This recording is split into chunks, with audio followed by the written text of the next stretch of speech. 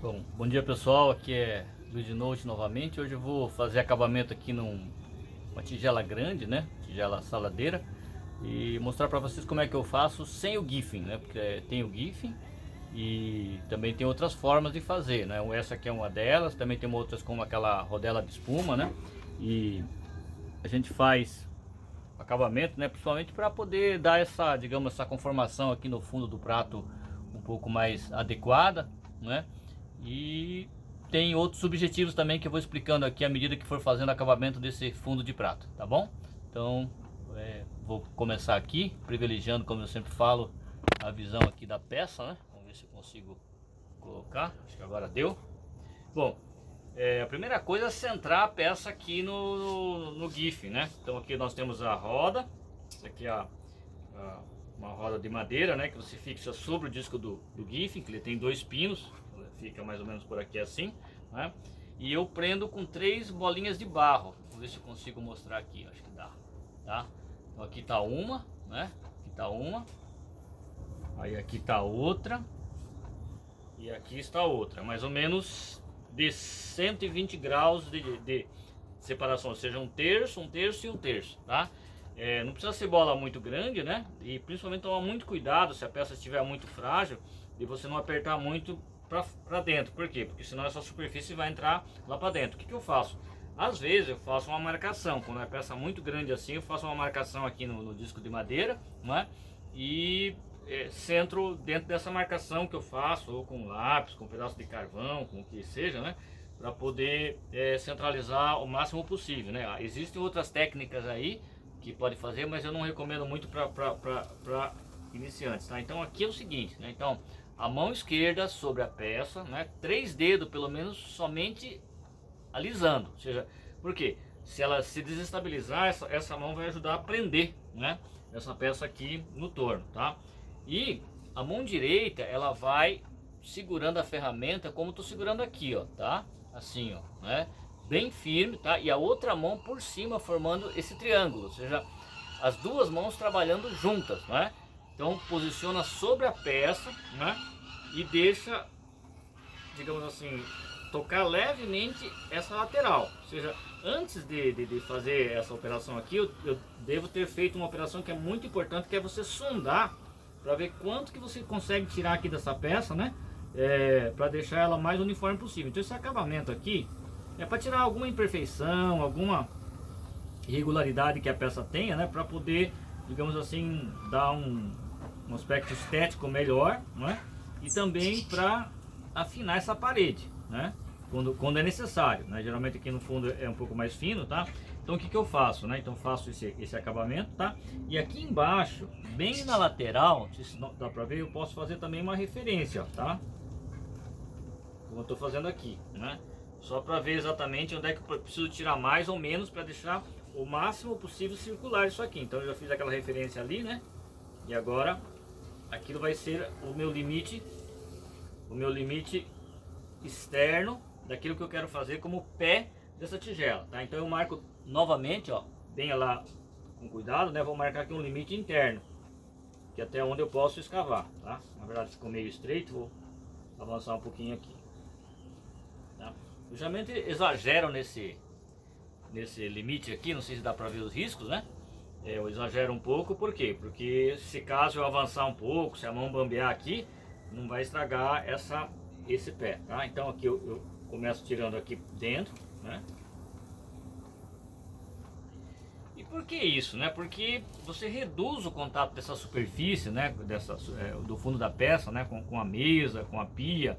E isso também evita que junte aqui umidade, né? Por mais que a gente possa até, inclusive, esmaltar essa superfície aqui, né? Com o craquelamento e tudo, pode juntar algumas fissuras, né? Que a gente chama de craquelamento. E nesses craquelamentos, seja nessas pequenas fissuras, pode entrar umidade, pode estar resto de alimentos, alguma coisa assim, e que pode gerar fungos, pode gerar bolor, né? E alguma contaminação. Então por isso que a gente tira, né?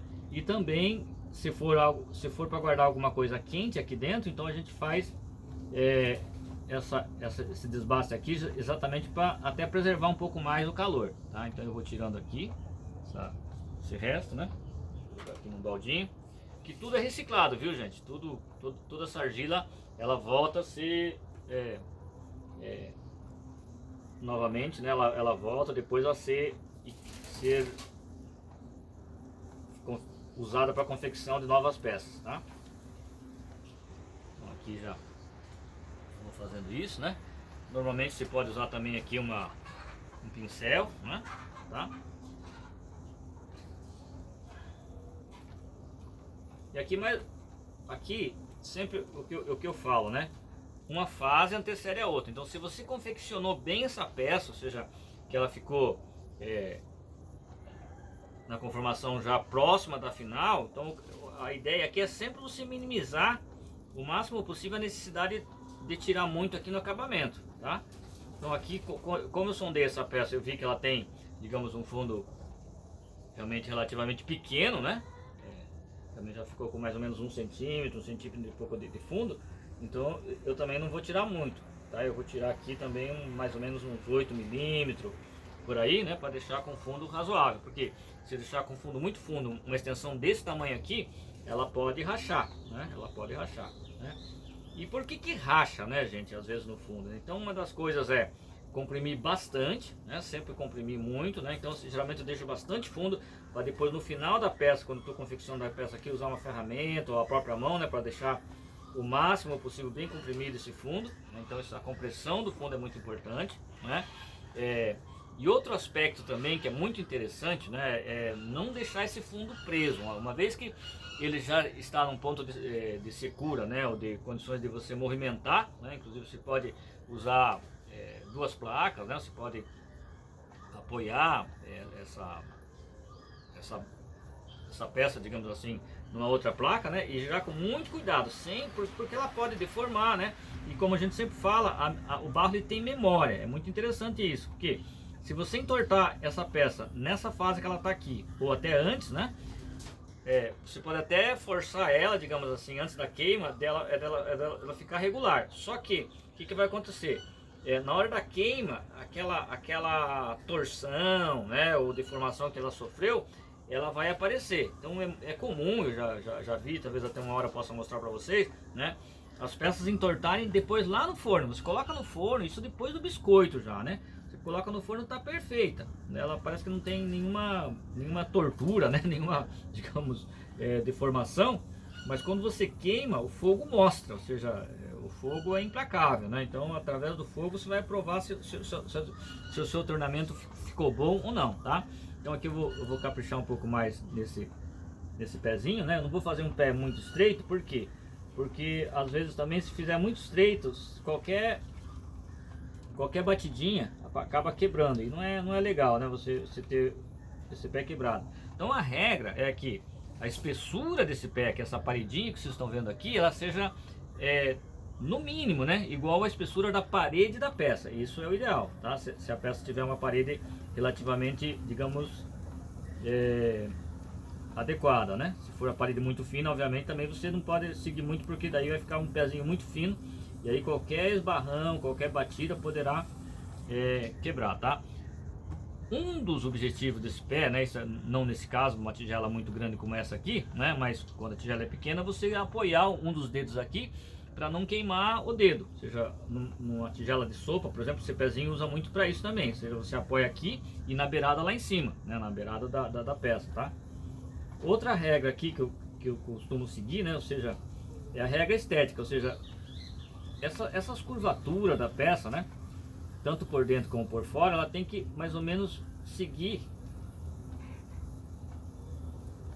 a curvatura externa, ela tem que seguir mais ou menos a curvatura interna. Então, assim como a curvatura interna da peça, ela tem que ser bem harmoniosa, ou seja, essa caída ela tem que ser bem suave, né? Lá por dentro, aqui por fora também, essa caída ela tem que chegar nessa parede, ela encontra aqui na parede, você está vendo a ponta da ferramenta aqui, né? E ela sai pelo lado de dentro, mais ou menos, ou o máximo possível, né?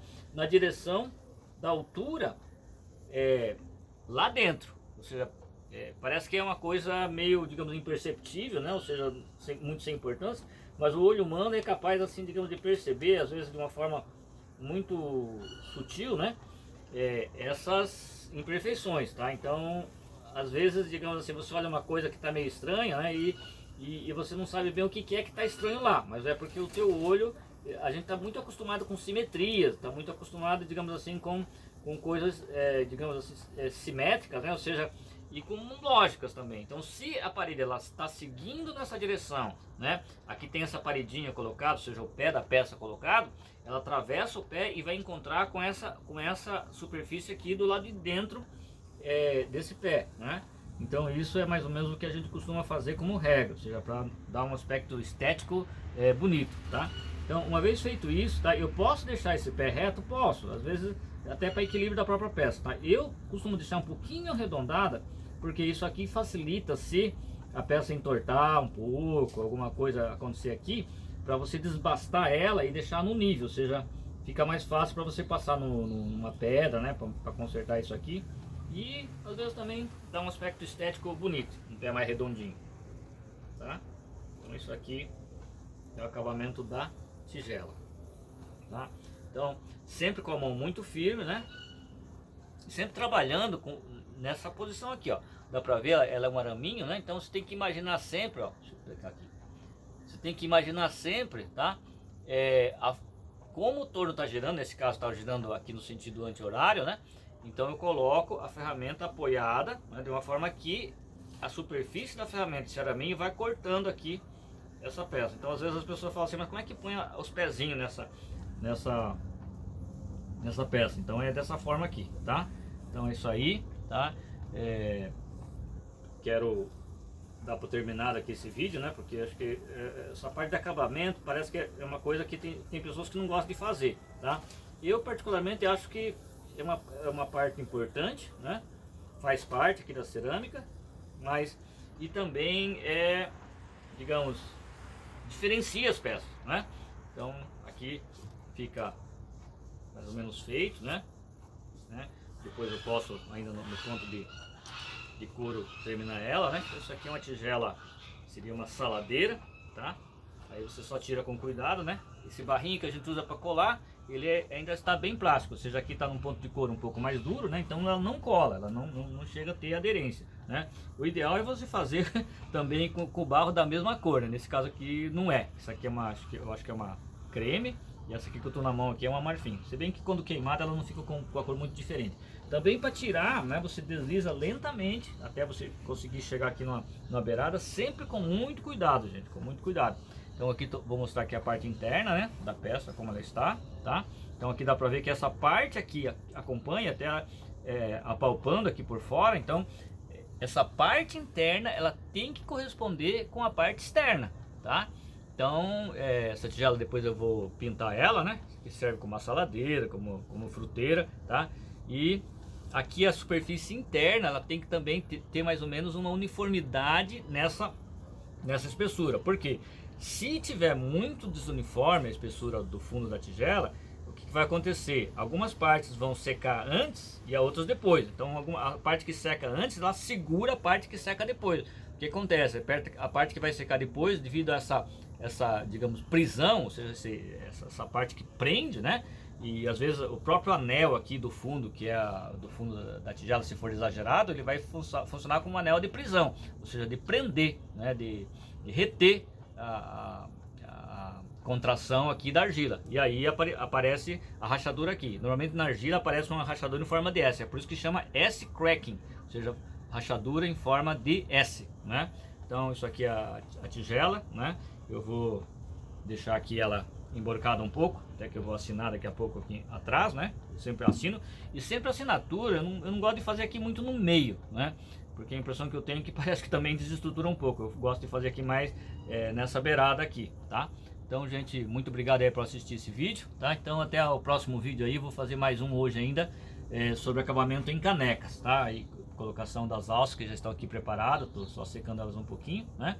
E com isso dou por encerrado este vídeo. Muito obrigado aí, Luiz de Note, do canal do YouTube, Luiz de Note, aqui do YouTube, tá? Então muito obrigado aí por assistirem, até a próxima.